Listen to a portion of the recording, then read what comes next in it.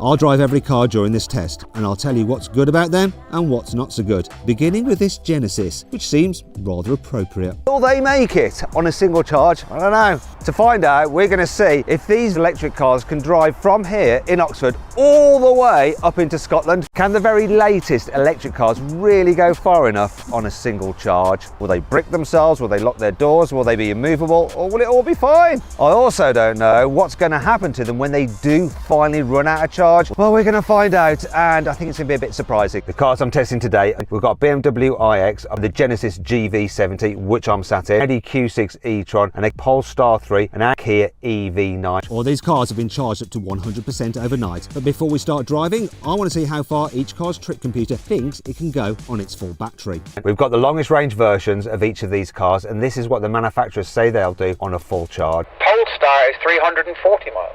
The Kia 349 miles. Audi is 277 miles. What's the BMW saying? 393 miles. This GV70 says it's going to do 278 miles. The Genesis GV70 starts from £66,000, but the good thing about it is it's so fully loaded for that money. You're getting quite a lot of car for your cash. The driving experience is very good. It's super comfy. The suspension is brilliant over bumps. It feels a bit of a boat, to tell you the truth. It's quite heavy, 2.3 tons, but this is set up for comfort, not speed really. And if you go into sports mode, then it gets a little bit stiffer and sportier. And 490 horsepower, which is fairly decent, and 700 newton meters of torque. And this car has an 80 kilowatt hour battery pack, 2 electric motors, 1 on each axle, so 4-wheel drive. I combine. Let's do a quick check-in. We've done 18 miles. This car's averaging 3 miles per kilowatt hour. I've got 92% of my battery left, but I think it's going to get a little bit tense when it comes to the range. And that's good for a remaining range, according to the car, of 254 miles. What about the Polestar? I am averaging 29.7 kilowatt hours per 100 miles, which works out to 3.6 miles per kilowatt hour. My battery's at 92% and a claimed range of 320 miles. BMW, how are you getting on? 3 miles per kilowatt hour. It's sitting at 93% battery, and it's predicting that I'm going to do a further 367 miles. That's more than 100 miles more than this car. How about the Audi? 3.2 miles per kilowatt hour. I have 94% of my battery remaining, and apparently that equates to 265 miles of range. And finally the Kia. 3.1 miles per kilowatt hour. I have 94% of my battery left, and that should take me 335 miles. 2 electric motors, 1 on each axle, so 4-wheel drive, 544 horsepower, 760 newton meters of torque, so plenty of punch for overtaking, and it really does push you back in your seat, especially when you're in the sports mode. The iX starts from £75,000. This xDrive 60 from £93,000. This one with all the kit on it, £107,000. Does it feel £40,000 more expensive? Got a massive battery, 109 kilowatt hours, and that just means you're able to go further. And when you buy an electric car, that does matter. Favourite? I don't think so. Visually, I prefer the Kia, then this, then the Genesis, then the Audi, and last, and by all means least, the BMW. Genesis here. I've just had my first low battery warning. How much battery you got left? 16% of my charge left, and I've got 42 miles of predicted range. Has the car slowed down any, or is it still giving you full power? Yeah, it's limited me to 90% power now.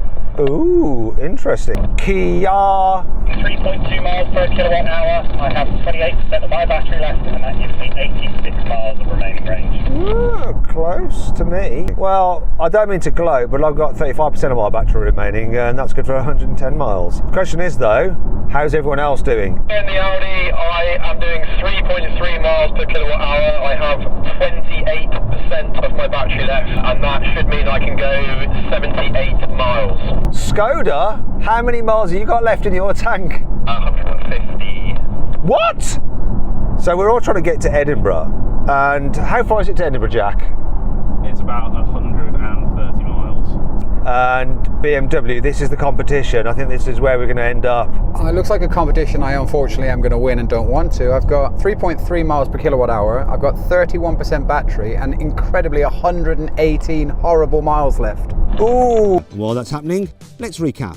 The Polestar 3 was the clear winner. It managed 390 miles on a full charge, which is 89% of what Polestar claims. So how much did this journey cost, and how does it compare with the diesel Skoda Superb? Well, it will cost around £84 to fully charge the Polestar's 111 kilowatt-hour battery using a 50 kilowatt fast charger, and based on my real-world range of 390 miles, that works out to 22 pence per mile. However, if you charge your Polestar using cheap off-peak electricity at home, your running costs could be as low as 2 pence per mile. Filling the Skoda with diesel cost £89, but that added 730 miles of range, which works out to 12 pence per mile. Second place was the BMW iX. It did 366 miles, which is 86% of its claimed range. Next was the Kia, which managed 329 miles. That's 94% of its claimed range. The Audi was just behind with 325 miles, which is 90% of its claimed range, and the Genesis came last. It only managed 279 miles, but that's an impressive 94% of its claimed range. The BMW, Kia, Audi and Genesis all returned identical energy consumption of 3.4 miles per kilowatt hour, but the Polestar fared slightly better at 3.5 miles per kilowatt hour.